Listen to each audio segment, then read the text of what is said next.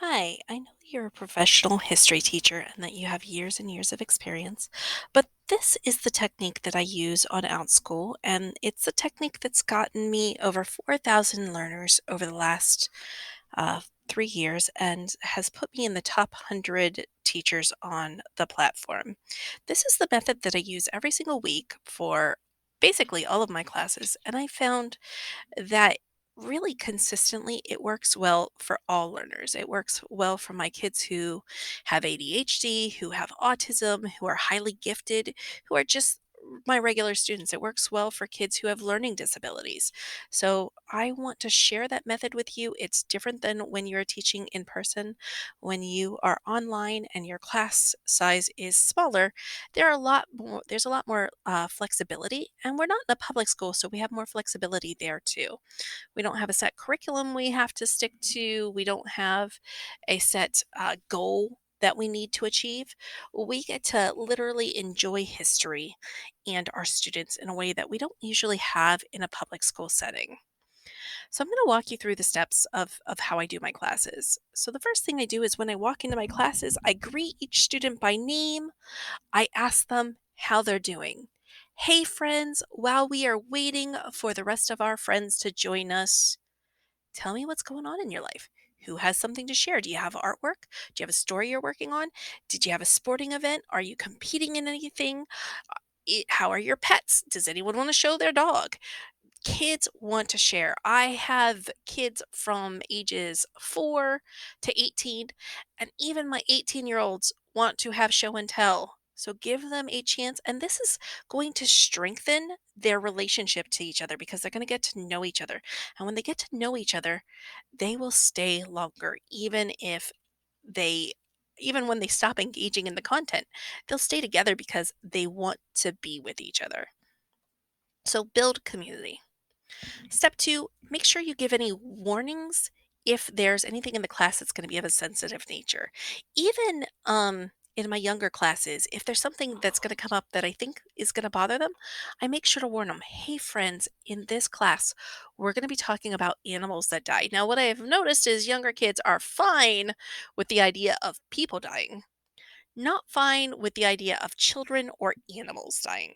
So, those are the heads up I give in the younger classes. In the older classes, it's basically everything like rape, murder, um, incest, whatever the specific things are. Spell them out in advance so they can mentally prepare themselves for whatever the content of your class is going to be.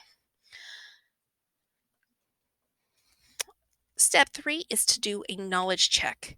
Hey, friends, this week we're going to be talking about Benjamin Franklin.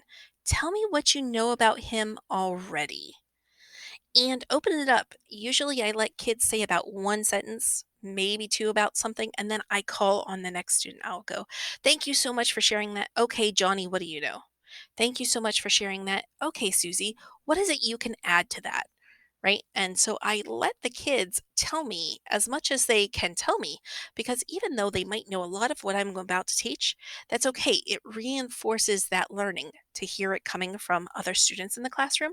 And I guarantee that I'm still going to be giving more information that isn't covered in this basic knowledge check. But it's a great way to also show the kids that I value what they already know, that I know that they're not coming in dumb, that these are kids who love history and they love what it is that they are learning about. Next, make sure to tell a story. Give the history context. So, for instance, if I am talking about Benjamin Franklin, I don't start out with Benjamin Franklin was a great inventor and he was the founding father in America. I start when Benjamin Franklin was young. He was one of 17 children, and while his family wasn't poor, they made their money doing things like selling candles on the streets. His family could only afford to send him to school for 2 years. This is a time when, if you wanted to go to school, you had to pay for every single day that you attended. And so, even though he was extremely smart, in fact, probably smarter than everyone else in his class, he didn't really have the chance that all the other students had. He had to go and make the best out of it. Despite that, here's how he got his education, right? You bring them into the story, you give it some historical context, you add little bits of information that's not just boring, that's makes this a live story, a real person that they are getting to know. Don't forget and don't be afraid to use videos to reinforce what you just taught. So if I just said, hey, this is Benjamin Franklin's early history, I might then show it in a video format, or I might move the story along with, okay, so and when he is this age, he is apprenticed to his brother. Now, his brother was extremely mean. He would sometimes hit Benjamin Franklin, he would sometimes hurt him. But Benjamin Franklin was doing some things he didn't know. Does anyone know what the patient's do good letters are? And then I might show a video bringing the next part of the story in. Now, this is really hard for us teachers who are used to being on a pedestal, who think that the class revolves around our knowledge base. We do have a lot of knowledge the kids don't have, and we're going to have a chance to use that. But we're going to use it in a different way than we're used to. Students should talk just as much or even more than you do. And the way we do this is we engage them in questions, we use open-ended conversations. Well, what would you do if you had no money, no education, you really wanted to learn the things that your brother could teach you? This is the only opportunity you think you're going to have, but he is terrible to you. How would you handle that? Right? So you give them the information and then you let them run with it. Some kids will not want to talk out loud, so make sure that you're keeping an eye on chat and say, "Oh, Johnny has a really good point." Even though he was being hurt, he was making sure to use his time to learn. He was reading books, he was rewriting things, he was practicing his skills. Okay, leave space for questions, ideas, or deep diving. Some kids will want to go deeper than you thought that they will, and sometimes they want to just be real periphery, and you're going to move on. You're going to have enough information prepared no matter how that class is running. This one's going to be a little hard. It's not going to come as a common sense thing. Your students aren't wrong. I heard Benjamin Franklin was a child molester. Okay. Okay, let's remember they're still figuring things out. They're still learning, and maybe they came across a really bad YouTube video. Maybe they read some crackpot theory somewhere on the internet. Say something instead of correcting it and going, oh no, there's no evidence that Benjamin Franklin was a child molester. Well, that's a really interesting idea. I haven't heard that before. Can you tell me how you came to that conclusion? Well, would your thinking change at all if you knew XYZ? Or, well, when I've looked into this, there hasn't been any evidence that showed that.